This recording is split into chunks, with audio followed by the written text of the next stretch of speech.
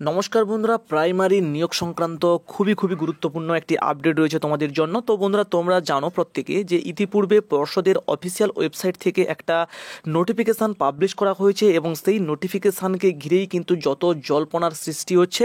আর সেই নোটিফিকেশানটাতে কিন্তু স্পষ্ট উল্লেখ করা রয়েছে একটা টেন্ডারের বিষয়।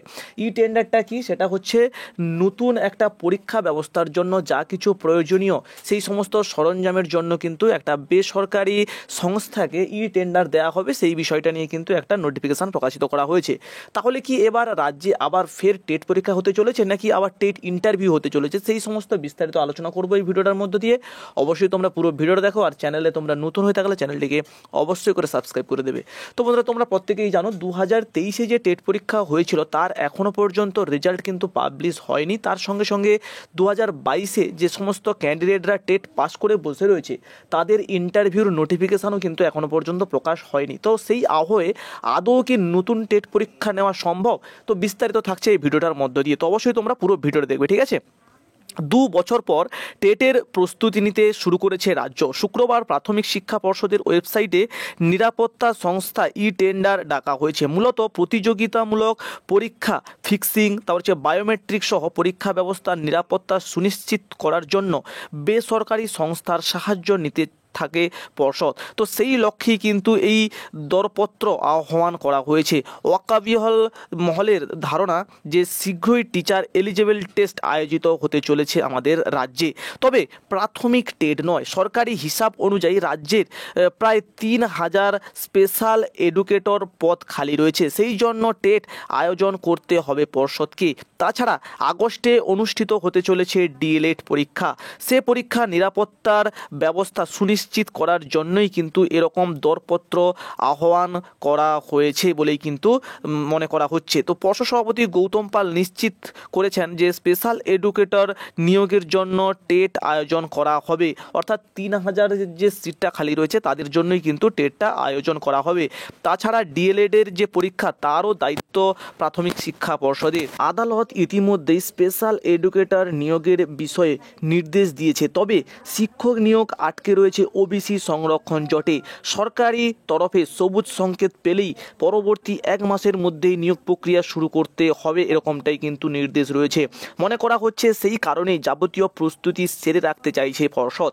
সাধারণত পরীক্ষার বাইরে নিরাপত্তা সংস্থার যাবতীয় দায়িত্ব রাজ্য পুলিশ সামলালেও বেসরকারি সংস্থার হাতে থাকে পরীক্ষার আভ্যন্তরীণ ব্যবস্থা। তবে এই টেন্ডার নোটিশ দেখেই প্রশ্ন তুলছে একাংশ শিক্ষক মহল।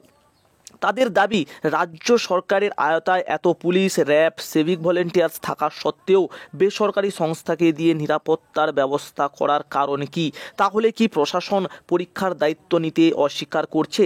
বঙ্গীয় শিক্ষক ও শিক্ষাকর্মী সমিতির একজন সম্পাদক স্বপন কুমার মণ্ডল তিনি জানান যে পরীক্ষার মতো পরীক্ষা হয়েই চলেছে কিন্তু নিয়োগ হচ্ছে না। এইভাবেই পরীক্ষার্থীদের কাছ থেকে ফি বাবদ টাকা তুলে কি লাভ হচ্ছে?